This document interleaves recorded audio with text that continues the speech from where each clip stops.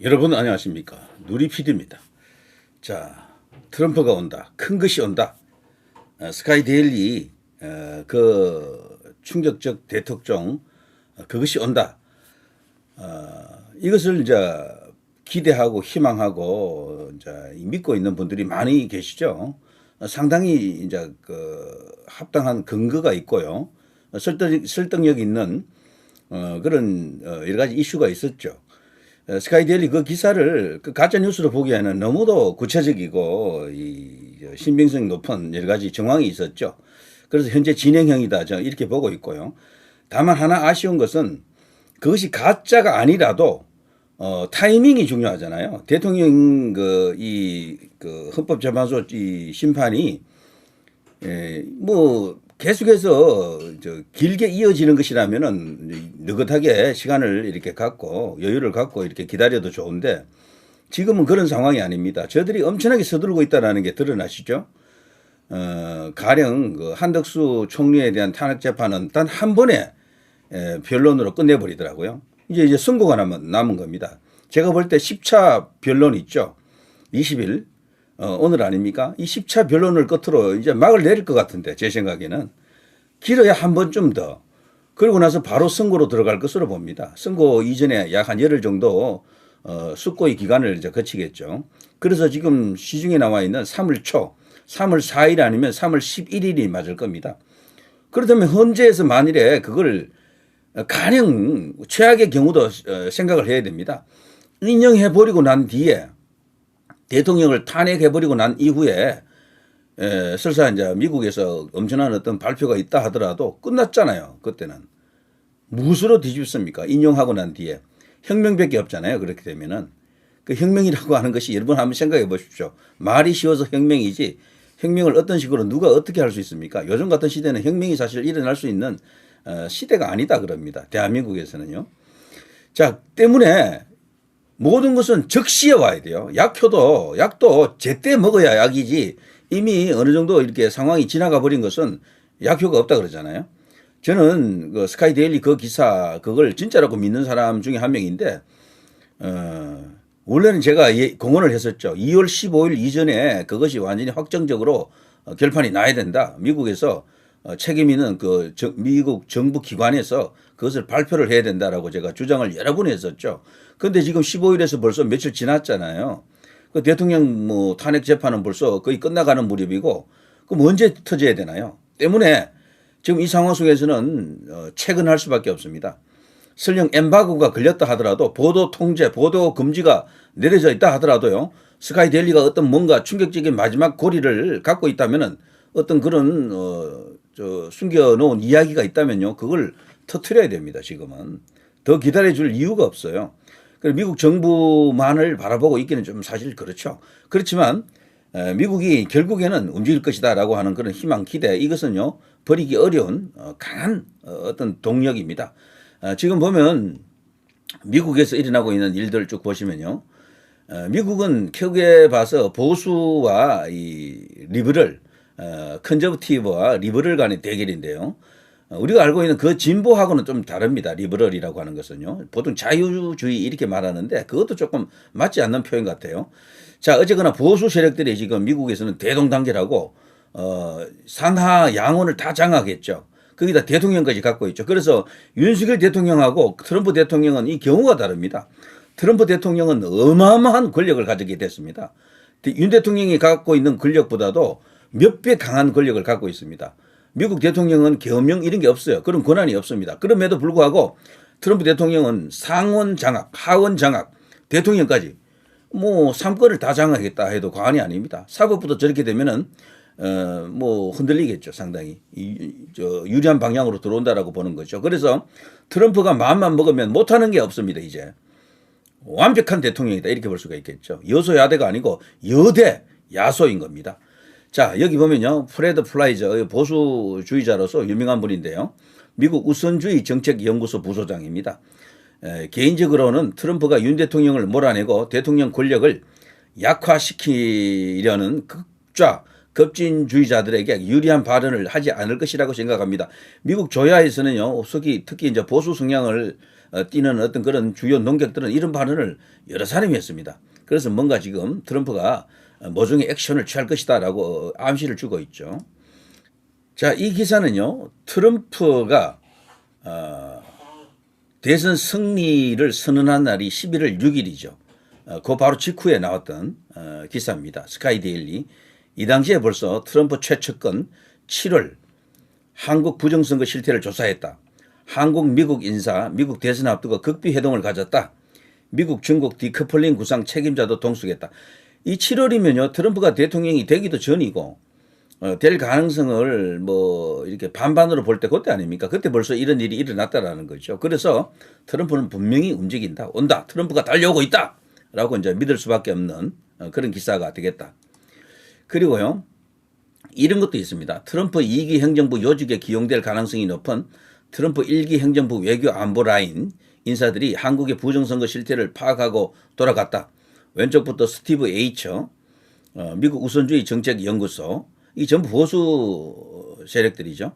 자, 사나 중국 정책구상의장과 프레드 플라이처 AFPI 부소장, 그리고 박주현 변호사, 윤용진 변호사입니다. 이들은요 전 세계적인 어떤 그런 부정선거에 카르텔이 있다라고 보고 거기에 대한 그 근본적인 대책을 대한민국에서 부정선거 규명을 위해서 노력하는 운동가들과 함께 이렇게 사진도 찍고 뭔가 모종의 협의를 거쳤다.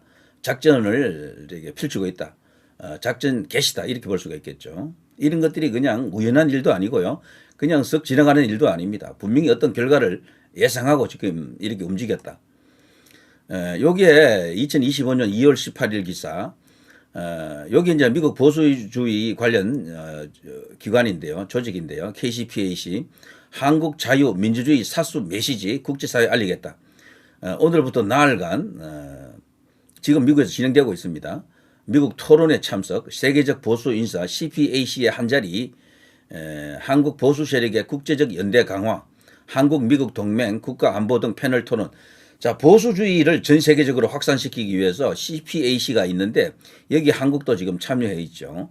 자, 이런 어떤 이 기사가 이야기하는 내용이 뭐겠습니까? 결국에는 부정선거 척결 없으면은 전 세계를 공정한 그 게임의 룰이라고 할까요? 자유주의, 보수주의를 뿌리내게 하기가 어렵다라고 볼 수 있겠죠. 자, 여기에 지금 대한민국 부정선거 규명 운동하는 세력들, 운동가들과 그리고 이제 미국의 보수주의자들과 함께 지금 뜻을 같이 하고 있다.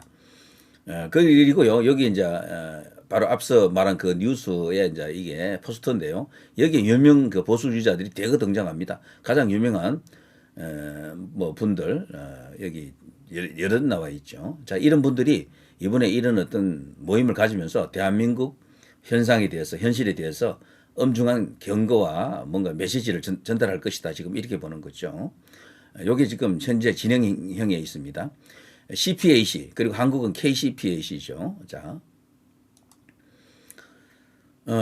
2025 CPAC에 트럼프 대통령이 나타납니다. 연사로 참석합니다. 전 세계 보수 결속의 장이다 이렇게 지금 되어 있는데요. 19일에서 20일 미국 메릴랜드주 내셔널 하버에서 개최되고요. 한국 번영과 위기의 기로에서 주제로 토론회를 갖습니다. 한미 보수주의 강화와 자유수호 영향력 확대된다. 박주현 변호사 같은 경우는 SNS에 이런 걸 올렸네요. 미국 워싱턴 DC CPAC 행사에서 한국의 비상계엄과 부정선거에 대한 세션이 별도로 열리는데 한국의 그 부스가 별도로 또 설치되어 있는데 굉장히 크다라고 합니다. 그래서 세계적 주목을 받을 것이다. 그리고 한국 정치에 엄청난 영향을 행사할 것이다. 지금 이렇게 보는 거죠. 자, 2019년입니다. 벌써 오래전이죠. 10월 3일 서울에서 열린 첫 KCPAC 정경, 매트 슐랩 ACU 미국 보수연합 회장, 댄 슈나이더 ACU 사무총장, 그리고 가장 유명한 우리에게 많이 알려져 있는 고든창 변호사, 황교안 전 총리, 김진태, 전희경 등 주요 보수 인사들이 참석했다. ACU의 이사인 고든창 변호사가 이날 연단에 올라 연설을 마친 후 태극기와 성조기를 흔들고 있다. 이미 뿌리 깊은 연대의 과거가 있습니다. 자, 이들이 뭔가를 지금 해내고 있다라고 볼 수가 있겠죠.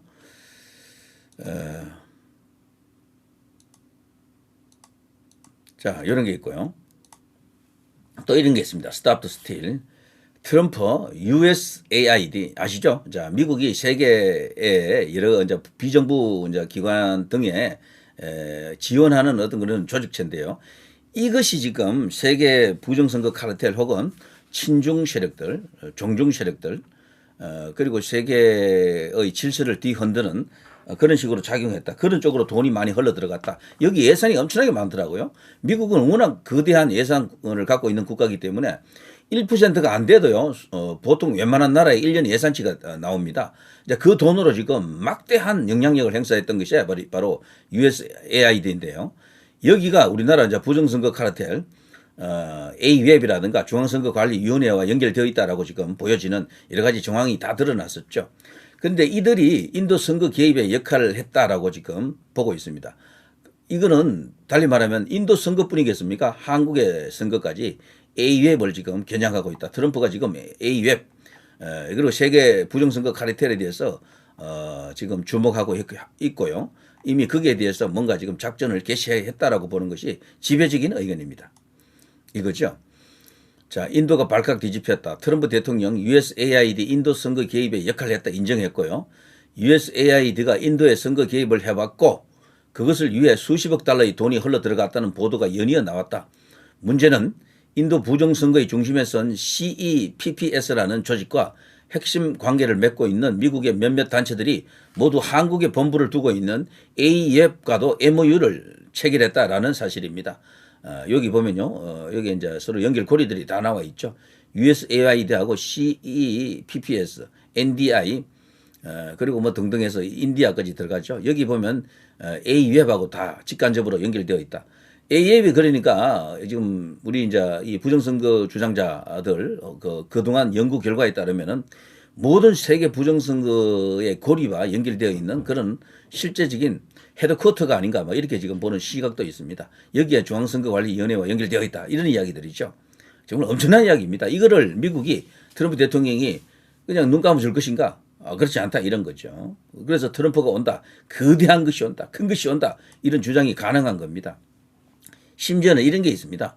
제6차 한미 외교 국방장관 회의 공동성명이 있었는데요. 여기에 대통령이 계엄을 선포하기 딱 한 달 전입니다. 12.3 계엄 약 한 달여 전에 2024년 11월 1일에 한국의 두 장관, 김영건 장관 그리고 외교부 장관 이 두 사람 그리고 미국에서도 국방장관, 국무장관 두 사람 2대2 이렇게 만나면서요. 이런 그 합의를 공동 성명 발표했죠.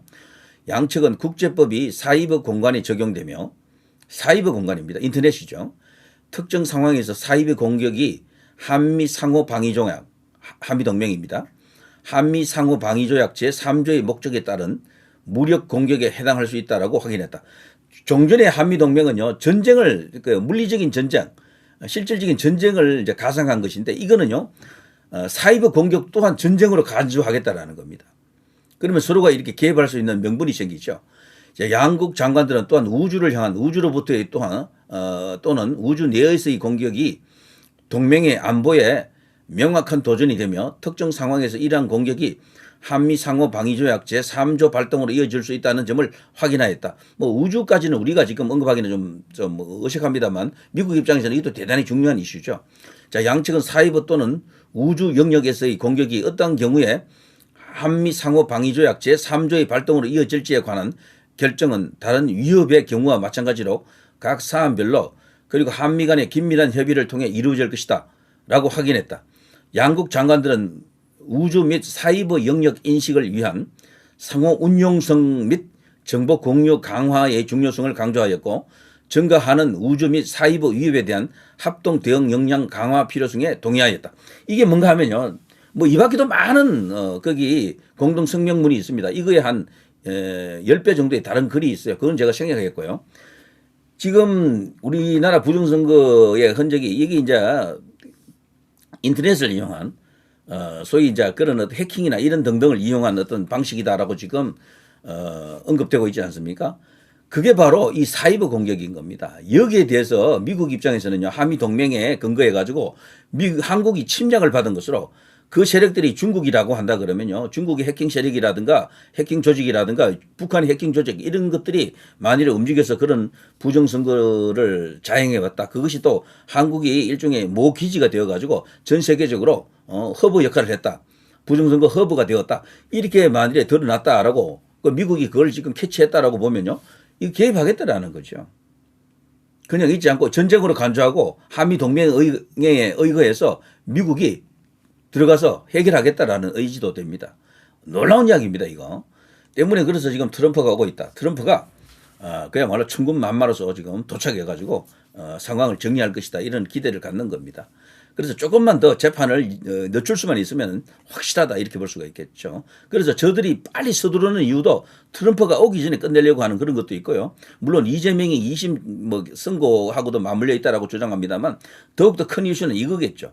트럼프가 지금 모든 진영을 정비하고 나서 진짜 이걸 그냥 수면 위로 끌어올려 가지고 문제시 삼을 때 뭐 이재명이라든가 저쪽 민주당 세력은 그야말로 일패도지하겠죠. 완전히 그냥 개박살 나겠죠. 자, 그것입니다, 바로. 자, 누리 PD 김준이었습니다.